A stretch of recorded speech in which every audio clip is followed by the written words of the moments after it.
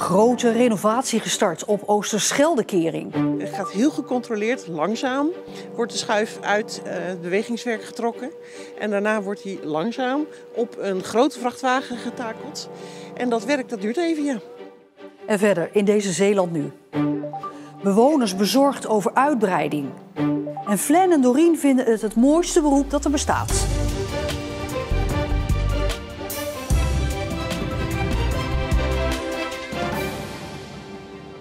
Goedenavond. Bijzonder onderhoud van de Oosterscheldekering. De bewegingswerken die ervoor zorgen dat de schuiven bij hoogwater dicht kunnen, zijn echt toe aan onderhoud. En vanwege het werk was de kering een paar uur dicht vandaag. Voor het eerst sinds 1986, toen de Oosterscheldekering werd opgeleverd, wordt er onderhoud gepleegd aan de bewegingswerken. Achter mij ziet u dat een bewegingswerk eruit wordt gehesen en dat is de eerste van in totaal 124. Die beeldbepalende cilinders die op de Oosterscheldekering staan en eigenlijk iedereen wel associeert met de kering, daar gaan we nu een groot renovatiewerk mee starten. En de allereerste cilinder na 36 jaar, dat is best spannend. Klokslag 10 uur werd de kering volledig afgesloten voor al het verkeer. Er staat hier een 450 tons kraan met een behoorlijke uitslag. En op het moment dat de cilinder in de kraan hangt, ja, dan is er een kans dat hij over de weg gaat zwenken. Dan wil je niet dat daar een auto rijdt. Het autoverkeer werd tijdens de werkzaamheden omgeleid via de Zeelandbrug. Fietsers moesten gewoon wachten. Wij dachten even dat we pech hadden.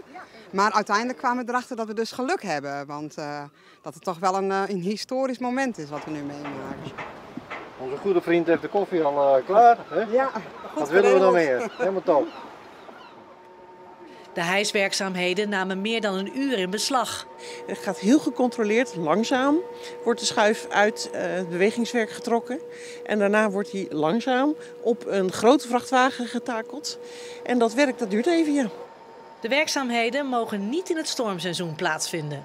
Wij mogen alleen maar van april tot oktober hier buiten aan de kering aan het werk zijn.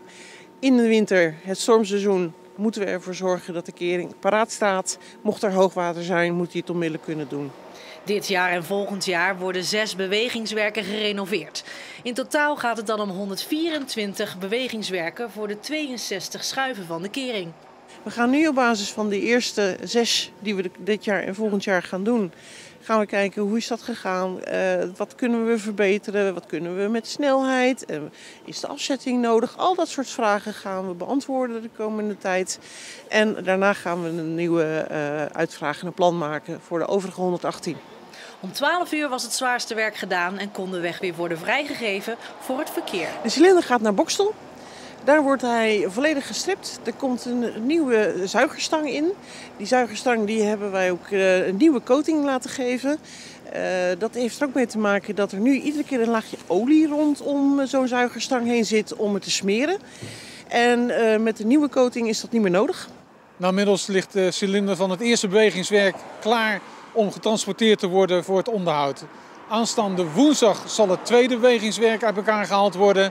En 15 en 17 augustus worden ze weer teruggeplaatst. De duiker die gisteren dood uit het Grevelingenmeer is gehaald is een 63-jarige man uit Drijschor. Dat heeft de politie vandaag bekendgemaakt. De man werd rond 3 uur zondagmiddag in het water gevonden aan de Zuidlangeweg door 3 andere duikers. En dat gebeurde vlakbij een steiger die watersporters vaak gebruiken om het water in te gaan. De 3 duikers hebben de man naar de kant gebracht, maar hij bleek al te zijn overleden. Het aantal Belgen dat naar Zeeland verhuist neemt af, blijkt uit cijfers van het CBS. Zo kwamen er in 2021 ruim 600 Belgen in Zeeland wonen, maar dat was toen al minder dan de jaren ervoor. De woningprijzen zijn hier natuurlijk behoorlijk gestegen. Dus ten opzichte van België, dus de regio Gent en al, zie je dat het verschil is veel kleiner geworden. Dus dat is niet meer echt de reden. En daarnaast zijn er tussentijds wat fiscale aanpassingen in de wetgeving gekomen, waardoor dat voor Belgische mensen niet meer interessant is naar Nederland te komen voor een belastingvoordeel. Het belastingvoordeel is weg. Er vestigen zich dus minder Belgen in Zeeland dan voorheen. Wat opvallend is dat er ook steeds meer mensen uit onze provincie naar België vertrekken. Al kan het ook zijn dat het om Belgen gaat die weer terug verhuizen. Heel veel Belgische mensen die hebben in 2010 hier een huis gekocht. Die verkopen het nu. Die maken een flinke meerwaarde.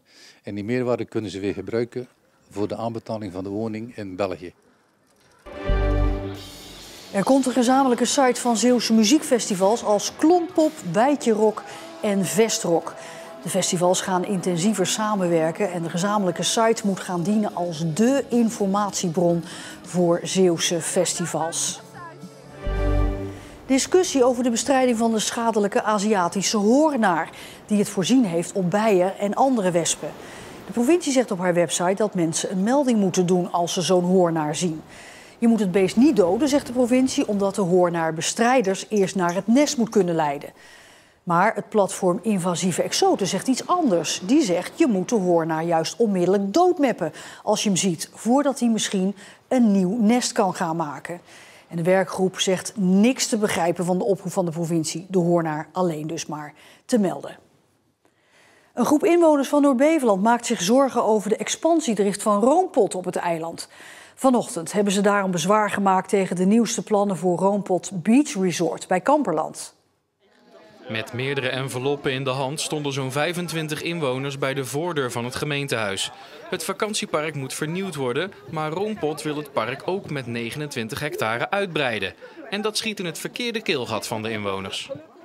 Het is zo vol en ja, vol is vol en ja, ze willen gewoon nog steeds meer en dat is niet normaal, vind ik. Een overvloed aan toeristen, nu al. En als dan nog een keer nog veel erbij komen, dan hebben we helemaal een probleem. En de drukte, ja, de wegen die staan stampvol, je komt zelf niet meer aan de winkel. Als je in de winkel komt is alles leeg, want ze zijn er helemaal niet op berekend hier op Noord-Beveland. Burgemeester Loes Meeuwissen werd verrast door de komst van de inwoners, die blij waren dat ze hun bezwaren konden indienen. We zijn niet tegen de Roompot. Als die zegt van ik wil het bestaande park wil ik renoveren en toekomstbestendig maken. Prima idee. Maar om toekomstbestendigheid te realiseren en dat te motiveren met we moeten er 29 hectare bij, dat is een redenering die past niet. De gemeente gaat alle bezwaren tijdens de raadsvergadering in juni bespreken. En Roompot zelf die wil nog niet reageren op de kritiek van de inwoners. Eerst wil ze de bezwaren goed bestuderen. Ja, het gaat vaak en veel over jeugdbescherming, over wat er misgaat. Te weinig tijd, te weinig geld en lange wachtlijsten.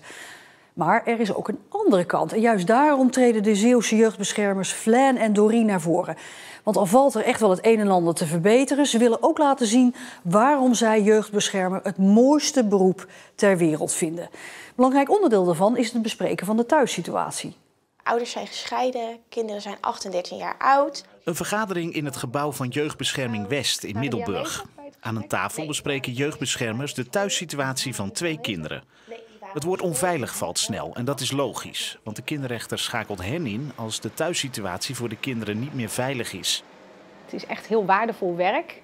En je kunt echt het verschil maken voor kinderen die in een onveilige situatie zitten. En ja, een dag is nooit hetzelfde, dus dat maakt het heel afwisselend en heel bijzonder werk. Ik heb ervoor gekozen om de kinderen niet aanwezig te laten zijn, omdat ik het eerste gesprek met de vader en stiefmoeder wilde hebben. Het gaat in het nieuws veel over jeugdbescherming. Vaak over wat er mis is. Te weinig tijd en geld, lange wachtlijsten. Een nieuw akkoord moet ervoor zorgen dat jeugdbeschermers minder gezinnen onder zich krijgen.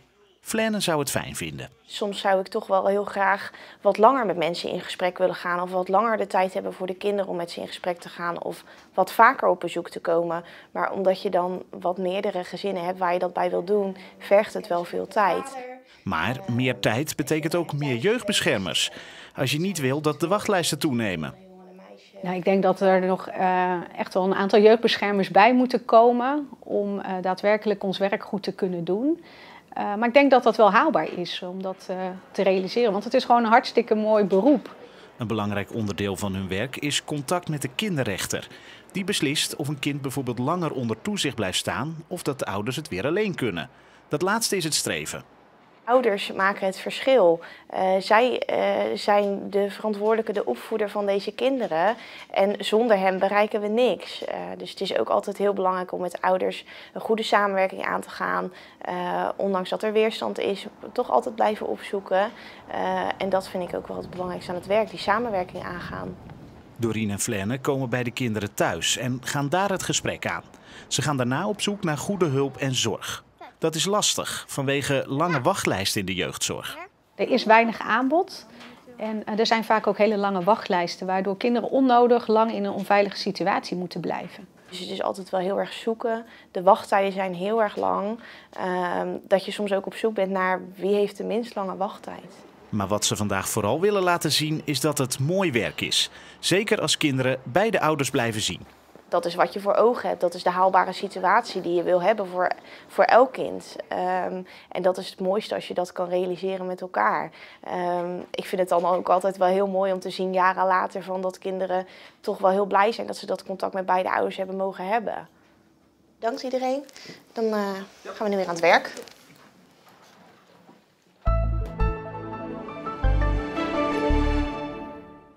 De dag begon mistig. Er werd zelfs code geel voor Zeeland afgegeven. Maar de mist die trok weg. Maar het bleef wel een grijze dag vandaag. Het werd 16 à 17 graden in Zeeland. En de komende dagen die zijn iets wisselvalliger en ook wel iets kouder. En kijk op onze site naar het verhaal van Leroy uit Zierikzee, die een week geleden samen met zijn vader op de fiets is vertrokken naar Santiago de Compostela. Om zo geld in te zamelen voor kankeronderzoek. En op onze site is te lezen dat de twee inmiddels in Frankrijk fietsen. En ook is te lezen hoe de tocht verloopt. En tot zover deze Zeeland Nu. Blijf kijken, want we hebben vanavond bijvoorbeeld ook nog een terugblik op Grieps. Nog een fijne avond en graag tot morgen.